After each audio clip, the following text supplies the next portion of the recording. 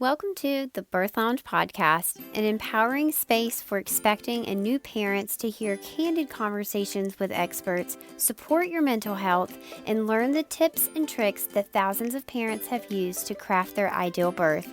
We will answer all of your questions, the scary ones and the weird ones, to help calm your fears and feel confident going into your birth. I'm going to help you redefine what birth and motherhood looks like and how to embrace your journey. I've intentionally crafted an amazing list of experts to help you navigate pregnancy, explore your birth options, and plan for postpartum so it can be a time of soaking in your tiny human.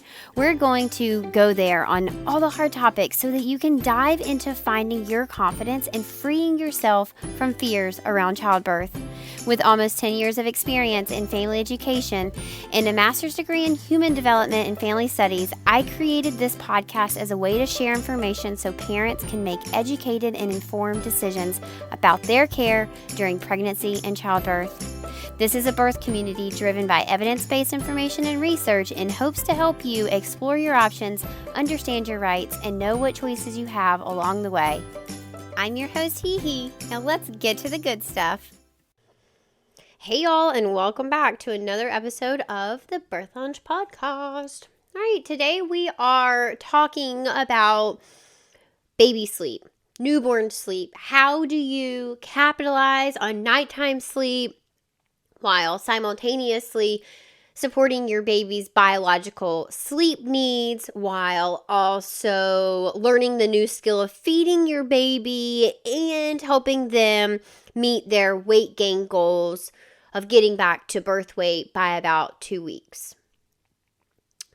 Well, we just said it. Your baby has biological sleep needs. We know that babies are designed to sleep. They're human. Sleep is essential for life. Humans have to have sleep to function. Well, babies are the same way, but they cannot be put on an adult sleep schedule. And so where we see so many families go wrong is just a gap in understanding what biological newborn sleep needs are and what are reasonable expectations in the first few days, weeks, and months after birth. Everything that I teach you today is actually laid out even further in our newborn sleep solutions guide. And this is a PDF download of 50 pages that has everything that you need to get your newborn sleeping through the night. Now, very new newborns, this is going to look like 3-hour chunks. So you might put your baby down at 10, they wake at 1, go back to sleep at 1:30. They wake at 4:30, go back to sleep at 5, and sleep until 8. So now you have several 3-hour chunks and your baby is just 2 or 3 weeks old. These are foundations that you have laid from the very beginning. And so that's what I'm going to lay out for you today. What are the things that you need to start from day one in the hospital, having your baby do, or making sure that you don't do, you avoid, so that your baby can have what I call healthy sleep foundations. We want to lay a solid, stable foundation for your baby's body to learn what to expect in terms of sleep and its environment so that it can learn patterns, and we will slowly guide your baby's body to getting the majority of its sleep during the night. So, the daytime matters a lot. Nighttime sleep is based on daytime sleep. And so a large part of the Newborn Sleep Solutions Guide helps you understand what your daytime needs to look like so that your baby is neither undertired or overtired when it comes to nighttime sleep, because both of those things, it's called sleep pressure. We want it to be balanced.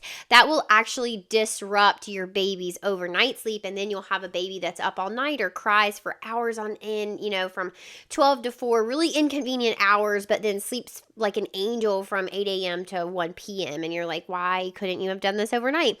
They can, and they will. The Newborn Sleep Solutions Guide is going to teach you how to change those hours from 12 to 4 a.m. to Well, hopefully no hours of them having consecutive crying like that. But if they have a witching hour, it'll be at a more convenient time in the evening time.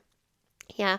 All right. So let's dive in. I think that's a great starting point is what does your daytime look like? And you should know that your baby's wake windows are crucial. I mean, I am talking top priority. We want to be making sure that we are hitting wake windows.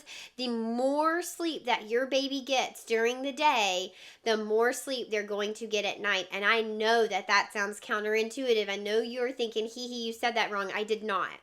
The more that your baby sleeps at night is dependent on the sleep that they get during the day. So we want them to be having a lot of sleep during the day. The more your baby sleeps during the day, the more overnight sleep your family will get. If they don't get enough daytime sleep, then they're overtired, and then their cortisol production is haywire, and then they can't settle to go to sleep, and they just get in this cycle of being so overtired that they keep themselves up, which just makes them even more overtired and more cortisol, and it's just a terrible cycle. So the things I'm going to tell you today and watching your wake windows is going to greatly reduce that so that you can have a baby that your sleep pressure is a bit more balanced. If you need further help, the Newborn Sleep Solutions Guide has all of the answers there. Wake windows for a newborn are about 45 minutes. And I mean it. Like really 45 minutes, not 90, not 60, not 75, not like, oh, well, it's just been over an hour. Well, if you're just over an hour, you're more than 15 minutes late. Now your baby is 15 minutes overtired. And while 15 minutes doesn't sound like a lot to you because you're in your 20s, your 30s, your 40s, your baby is literally brand new. Think about that. They are just days old. 15 minutes is a lifetime. That's a lot. That's a ton. And so we want to keep our baby balanced. In the time that your baby is awake, so in that 45 minutes, you're not doing very much. You don't have a long list of things to accomplish. You want to do the following: unswaddle your baby, change their diaper, feed them, change their diaper, swaddle them, put them to sleep. And that's your 45 minutes. Everything else can wait. Everything else is done when your baby is sleeping. Now, the hope is that your baby sleeps for the next hour to 2 hours. We're going to cap their nap at 2 hours so that you can start that over again. All right, number 2, I keep mentioning the swaddle. I'm a big fan of the swaddle. Your baby craves sensory input. They just came from a very small, comfy, cozy, close womb, and now they're out in the open. And remember, they're just a couple days old. Their sensory system is in overload. They take in so much during their wake window. Every time a cabinet slams, every time dishes scrape, every time the door opens, every time sun gets in their face, every time you go outside and the wind touches their skin, cold wet wipes, baths.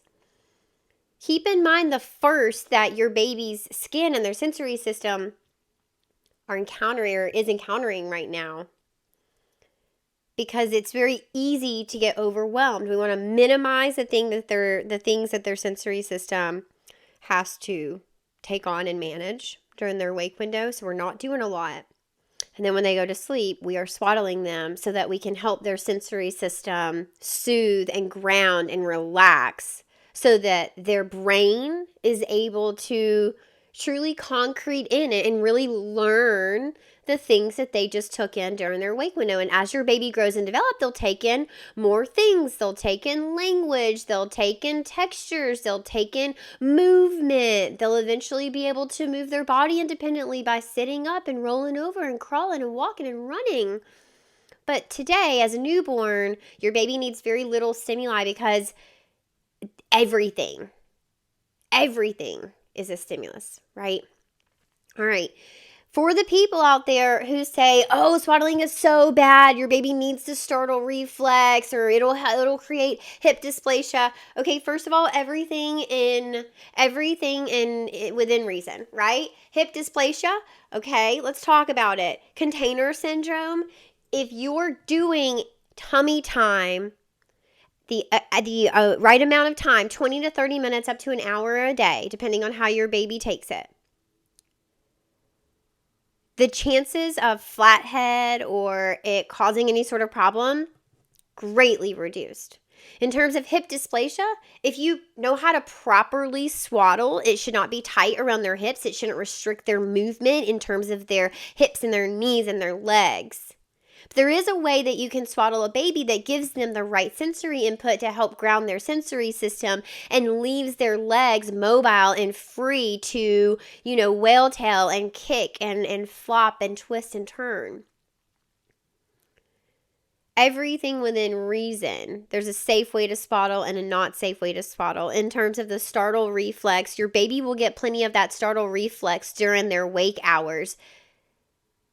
They should not be startling while they are sleeping. We want your baby to have nice, deep, restorative sleep.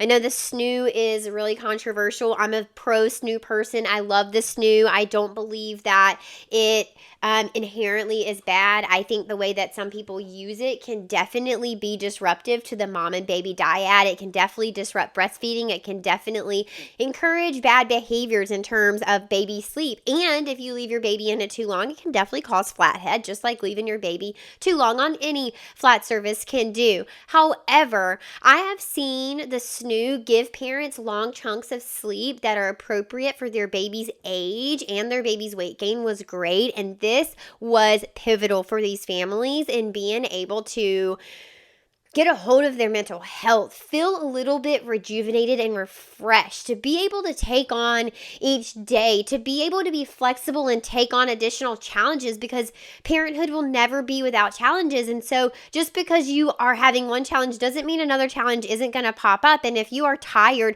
you're less likely going to be able to have the confidence in yourself and the wherewithal to keep going.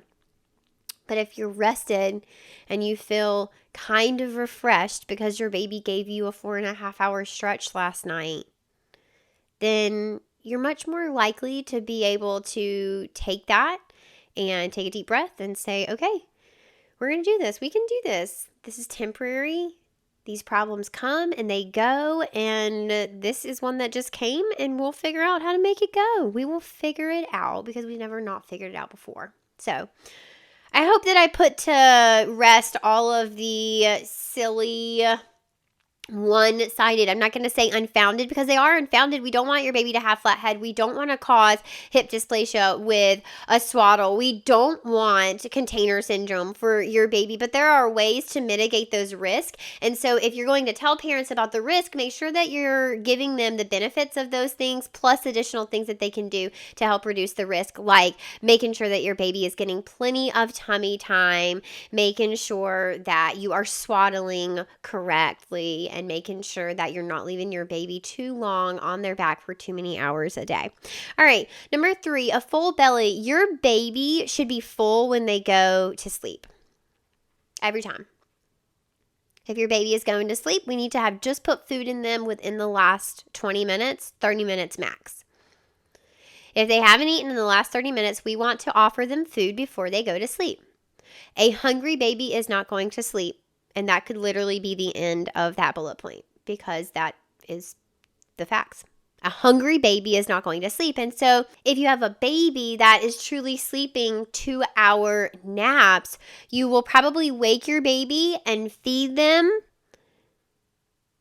and then put them right back to sleep, because that feeding session is likely to take up your whole 45 minutes. Now, as your wake window gets longer, you might find yourself feeding at the beginning and the end of a wake window. Judge your baby. It's all about offering them food. We're not trying to force feed them. We're not trying to make them eat, but we're saying, hey, we recognize that you've been awake long enough. You've been doing enough things that could burn some calories. And so if you're hungry before I put you to sleep, I want to make sure that you're full. I want to offer you food. And if you're hungry, you'll eat. And if you're not hungry, that's also totally fine. And this can be from the boob or a bottle. It doesn't matter. We're just offering your baby food before they go to bed.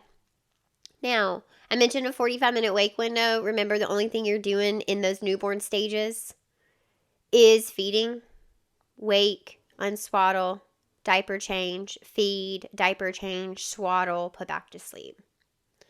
The newborn sleep solution guide will tell you when it's appropriate to move up in wake window, when that typically happens in terms of baby's age, what kind of things your baby will be doing, cues they'll be doing, behaviors they'll be exhibiting, for you to know like, oh, hey, it may be time for us to up the wake window and keep our baby awake a little bit longer. And then how do you actually implement that without screwing up their entire sleep system? Okay.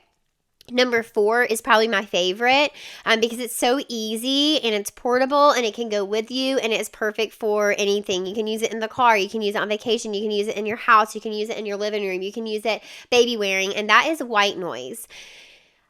White noise is there to protect your baby's sleep. Your baby, again with that startle reflex, could be startled at anything. So even when they're sleeping, even when they are swaddled, if something loud happens, it will startle them out of sleep.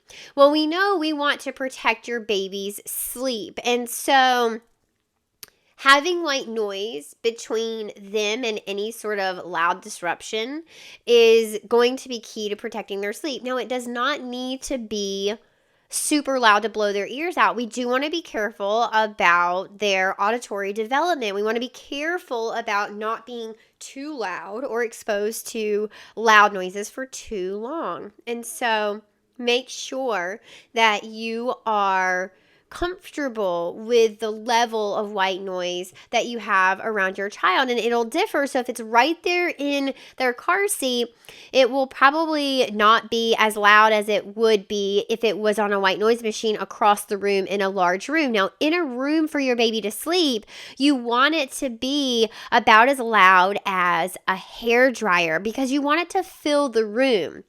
With that being said, the closer it is to your baby, the lower the volume can be because it is closer to your baby. The further away it is, you might need louder white noise in order to fill the room enough to actually protect their sleep.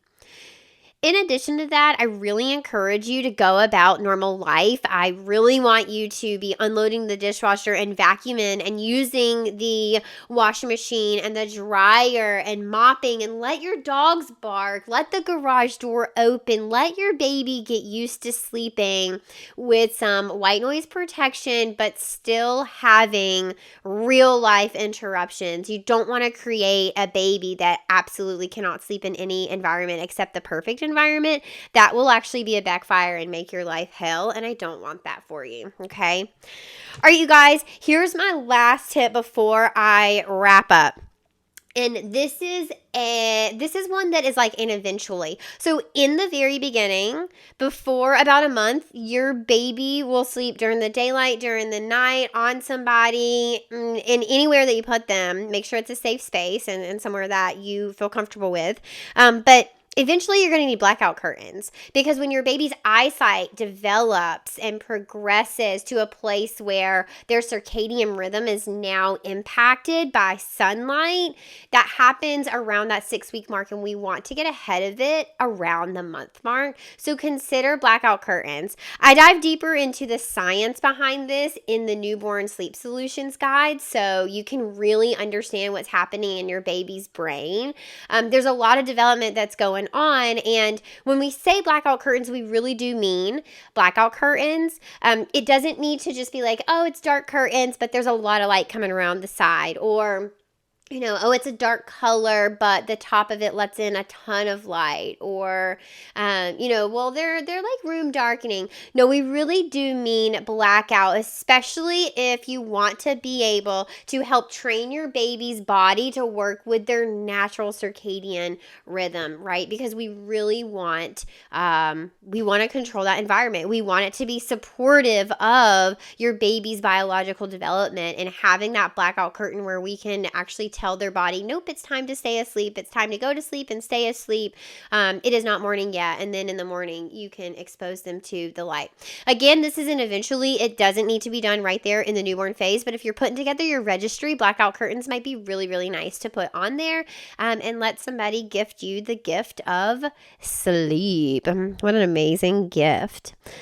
I think that kind of wraps things up. When I think about the key essentials to newborn sleep and getting your newborn on a routine, and this is not a schedule. I know that routines and schedules get really bad raps online, but I want to encourage you to think about things in terms of a schedule goes off of numbers on the clock. Your baby is a human, and humans crave routine. And so instead of looking at a time on the clock, we should be looking at the order in which we do things and the timing in between doing each of those things. And that's called a routine. That's not a schedule. And so, this one thing might happen at 9 a.m. It might happen at 9:30. It might happen at 7:30. It might happen at 10:15 on some mornings, but it is the same thing. And when that happens, the next thing is predictable. Not only can your baby's brain and their sensory system, but their body can come to expect that good biologically based support from you and the environment. And that just makes everything easier. So, I hope you have enjoyed this episode. I hope that it gave you some actionable steps. If you're looking for more information on how to get better sleep with your baby 0 to 4 months, then check out our newborn sleep solutions guide. I will link it in the show notes for you, but you can also head over to Instagram, find me at Tranquility by Hee, and send me a DM that says better sleep, and I will send you the guide straight to your DMs, and you can download it right there and implement it literally today. It's based in biology, right? So all the things that I'm teaching you how to do, it doesn't matter when you implement them, except it does need to be in those first 4 months after birth, because like I mentioned in the beginning, your baby goes through a growth spurt at 4 months, and so things are going to change. We do offer support for that, but that newborn stage is really about setting up an environment that is predictable and dependable for your baby, understanding what their body needs on a biological level, and then helping you know exactly how to implement that, and then tips also to make that a little easier. All right, you guys, I will see you next week for another episode of the Birth Lounge podcast. Until then, hop over to Instagram and find me. Otherwise, bye. Thank you so much for tuning in today. I truly do value this community, and I love hanging out with you. If you found today's episode helpful, share it with a friend. Share it with someone who might also find this information helpful. I'd love to hear what you have to say, and read your sweet words on iTunes. You can leave us a review, and this helps get this information into the hands of parents who might also benefit from hearing it. If you're interested in joining the Birth Lounge, you can go to thebirthlounge.com. Our blog is linked there. You can find all sorts of free information, as well as how to get your access to the Birth Lounge. You can always hang out with me on Instagram as well, at Tranquility by Hee. Until then, stay educated, stay supported, stay confident.